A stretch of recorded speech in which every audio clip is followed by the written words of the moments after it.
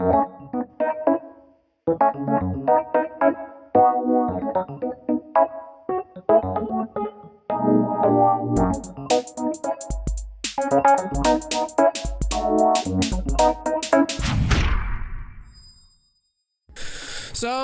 let's see.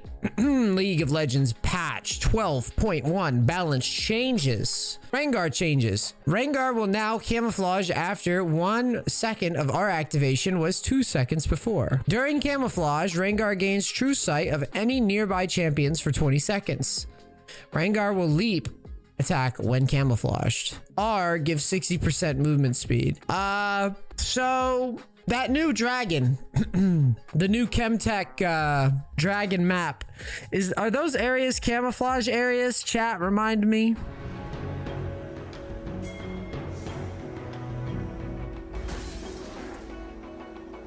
Is this really where we're going with this? It sounds to me, a dumb streamer that I am, it sounds to me like Rengar's about to be bunny hopping in those zones, Goomba stomping in those zones. Yeah, I'm gonna go out on a limb and say that's exactly what happened. Yeah, because, okay, so here's the conundrum, right? When the bushes get removed, Rengar can't do anything. So now he's gonna be doing a lot of things. Imagine facing a Rengar now as a support main. Nice. Janna changes, base stats, move speed increased from 315 to 330. Get the fuck out of the way, I can't see! AD increased from 45, 1.5 AD per level to 52 plus 3 per level. Base stats attack range decreased from 550 to 500. I guess I am not really tracking Janna as a champion in the meta right now. Let me take a peek here. Isn't Janna considered strong-ish? Why are we messing with Janna so much? Is there something that I don't understand? Does anybody know what these changes are coming from? What prompted these changes? She's got really good results like everywhere. I don't really understand the Janna changes. She's good everywhere. Does anybody know the backstory on this? Why mess with Janna? Why even touch Janna? Was she OP? Like, or was she not? Like, what prompted this? These are a lot of changes. People just don't want to play her anymore. I gotta read all of these. All right, before passive the Tailwind, Janna gains 8% move speed. Now Janna gains 8% move speed while moving towards allies. Janna no longer make extra damage. Okay. Howling Gale Q mana cost decreased. Get out of the way! 1000 to 1100. Max range 1750 to 1760. Weird 10 Teemos of distance. That's a strange choice too. Travel time 1.5 changed to 1.25. Damage from 160 to 60 to 180 at the max charge. Now deals 80% damage to minions. What was it dealing before? 100%? Zephyr range increased from 550 to 650 edge to edge. A slow duration 2 to 3. Cooldown 6 to 12 seconds. Travel time 1.25. Damage. Eye of the Storm. Cooldown is decreased time before shield decays 0.75 to 1.25. I literally have no idea what this is about. Supposedly she was oppressive as a poke lane, so they wanted to shift her power into more offensive defensive utility. Yeah, I don't play enough Janna to know. I'm just gonna be real with you. I don't understand all this. I still don't really understand what prompted it. She didn't have like a crazy win rate, but they screwed with this champion quite a bit. So it seems like it's an overall nerf. I mean, based on what I'm reading, based on just like the move speed changes, based on how they're shifting the power around with these abilities, it feels to me like when I read it, like the sum of all parts just feels nerfy. So who knows? You guys ready for some item changes? This one, Cringe Bow, is finally getting nerfed. Praise the Lord Jesus. Shield Bow has just been super strong forever.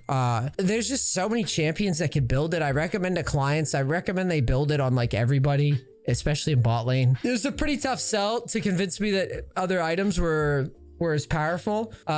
You get the shield bow and you all of a sudden are like Zeus. I mean, the classic example is Yone, where he builds shield bow and he just wins every duel. I'm not really sure that this actually kicks shield bow out of favor though. All right, I think shield bow in general is just an unhealthy design because it turns champions that are supposed to be like delicate into stat sticks. If I play, let's use the GP as an example.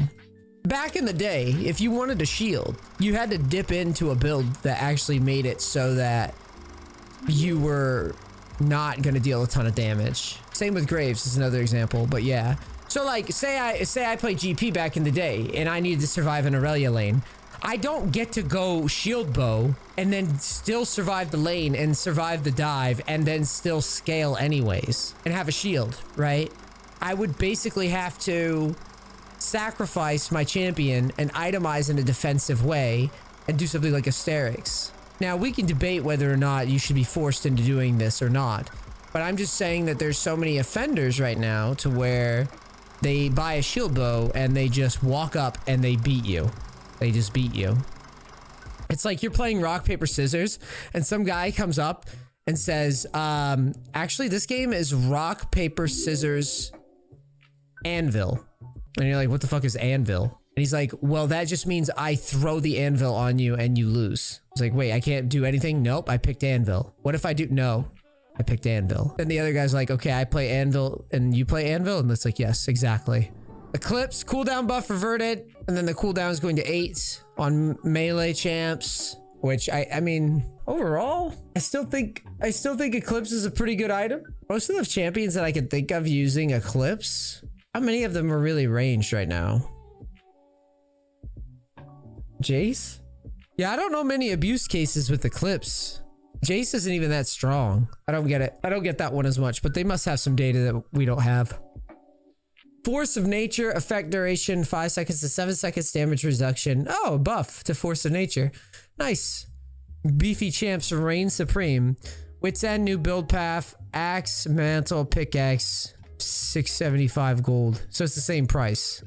Interesting. Yeah, just modifying the build path because it was such a clunky path. Well, let me see what the current path is. Wits End. So Hearthbound axe, magic mantle, pickaxe, and then so Hearthbound. Let me see this. Hearthbound is 1100 plus magic mantle is 450. What the hell did I just do with my calculator? 450 on magic mantle, that's 1550. Pickaxe is 875 plus 675, and that would be 3100. Okay, I guess it's the same price, except now you do this, you get a mantle, a pickaxe, and then combine. Now, teleport. The thing that I've been yelling at clients about, the cheating teleports. Here it is. I'm gonna explain this in practice tool, okay? Honestly, this change alone is enough to do a full video on, kind of, anyways. Because let's be honest, this is a big change. This is a big one. So let me explain the significance of these changes so that you guys may understand them. So let's say, for example, I'm pushing with Fiora, right? I'm pushing, I'm doing my thing. And the minions are here, and I fight some guy, and I die. Bleh. Right? Well, normally, what used to be able to happen is that I used to just go like this, and just TP to... Oh, I used to go like this, and just be able to TP to a ward, or a minion, or whatever. Right? Well, now you can't. So, if your wave is pushing forward, and going this way, and you die here, you can no longer Hashinshin TP. Okay? So, why is this important? Well, for one, there's gonna be a lot of times where TPing this far away, like TPing far away is gonna take you a long time to get back into position to actually do anything. It also removes a lot of creativity from top lane. So I can think of countless times where I'll reverse this. Say that your opponent's pushing like this. Okay. And you die, right? Blah, you die. And as you die, your opponent moves the wave like so. Well, he's trying to get the wave under tower, but for some reason you have a ward here. And you TP like this. And you run in and you say, hey, buddy, go fuck yourself, right? Go fuck yourself, buddy. And you kill the guy. This guy only gets killed because he didn't see the ward that could have been like here or fucking here or one here for some reason or fucking ward here. That's just one example of how not being able to TP creatively into a lane can make things a lot more stable. Basically, you only can TP to the towers before 14 minutes. So 14 minutes, for those who don't know, that's when the plates fall usually. So this is gonna make things a little bit more lane based. Another example that happens even from mid is that I've seen this example happen a lot. Higher elo normally. So here's what happens. You have a Cassid in mid. Gank shows up. Guy goes, "Rawr, I'm gonna fuck you up." Right? And the mid laner goes, "Nope." After getting prio. So now it's like a 3v1 or a 3v2 or a 2v1 or whatever. This play now no longer exists. Now mid lane and top lane can no longer influence other lanes early. I remember one time years and years ago when I was playing Gangplank in Korea, and I remember playing against, I think it was a Jace. And the first time I saw this, it really annoyed me. Actually, no, it wasn't Jace. I remember it was Camille, Tiny Leggies. It was Tiny Leggies.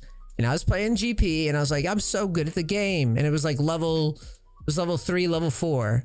And I'm sitting here hanging out as GP. And Camille pushes in. And I had to play defensive because of it was like a jungle Elise or something. Camille pushed in, and then my bot lane was pushed up to here. Camille pushes in and goes just like this and says, you know, "Gotcha, bitch," and kills my bot lane, right? And just like that, even though I did nothing wrong, Camille does that. I think she gets a double kill, comes back to lane with a double kill. I push out my lane. She freezes here, and now I'm fucked. But I didn't do anything wrong to deserve that, really. So it's really, at this point, it's up to debate. Like, I don't know. What kind of game do you prefer? Because on one end, you could say, well, NEACE, if someone gets prio, they should be able to unlock things that they could do. On the other end, you could say, well, it's kind of RNG in a way, where people could show up then, especially in solo queue. Maybe not in pro play, but solo queue, right? Because if like you're playing with random people, you're probably not going to have much synergy. So I don't know. I think overall though, in terms of what this is going to do to the game, is this is going to force you to play a more lane oriented game. Your TP takes a significant nerf. It takes a significant ding, the TP, because now what's going to happen is you are stuck playing more passive up here, because if you die with TP, all you can do is TP to tower. Bot lane's gonna like this change a lot because they're not gonna get TP'd on as often. Also, just mid-game TPs, if you're snowballing, no one's gonna be able to TP flank you. Skirmishes in the jungle, top laners aren't gonna be able to appear randomly with like cheeky TPs. I think overall, I would have to say overall, it nerfs creative TP plays and it nerfs higher skill top laners. It buffs bot lanes that are snowballing. It makes it tougher and tougher to shut them down. Because one of my moves is that I often would TP behind a bot lane when they were winning and try to shut them down intentionally. That would be like my Smurf move, right? Is I would, like I said, I would do something like this. I'd be up here pushing in, and then I would ping my bot lane, and then I would ping a ward, and then I would like do this or something. And then I would like ping my teleport and just try to communicate that I want to flank. So now I can't do this play where I just like flank behind a bot lane to kill them. So it just removes a lot of skill expression. So what does it do as a, as a meta shift? What should you guys be thinking? Well, I'll tell you what I think. Let's go through the list here. What do we got? I think any champion that has a global is going to get a lot more value. Any champion with strong laning gets value too. Any champion that is good in lane gets more value because they don't want to group ever anyways. GP gets a buff, a pseudo buff from this change. Because GP just wants to sit under his tower anyways. That's common enough. I think champions with like Giga Prio, like Graves, are still fine too. Because again, you never get TP'd on. What else? I would say Karthus. That's another one. Karthus would be the one. Another global champ. How about... probably not Nocturne, actually. Because Nocturne, that... we found that out on the chill NEACE session. It's not very good. Pantheon. Pantheon's another good top laner here. Because, again... he's just gonna get to roam with impunity. You don't get to TP block him. He just gets to shove top and roam. Kled, I skipped Kled. I know I skipped Kled. Kled's another good one. Kale gets to turtle. Shen is god tier. Period. Shen is fucking god on this shit. And Quinn. Yep. Quinn, and that's about it. I mean, unless you want to do something weird like Soraka top. You're just not going to be able to be punished a lot. That's the thing. Suicide Scion, sure. I think overall, that's how I would view this change. Is that you're not going to be... if you're a top laner that's a high skill top laner, you don't like this change. If you're a top laner that likes scaling champs, you like this change. If you're a bot laner, you like this change. If you're a mid laner that relies on TP flanks like Katarina, Kassadin, loves that shit, you don't like this change. If you're Twisted Fate, you love this change. If you're Twisted Fate, you're all about this change. I think that's my read. What do you guys think?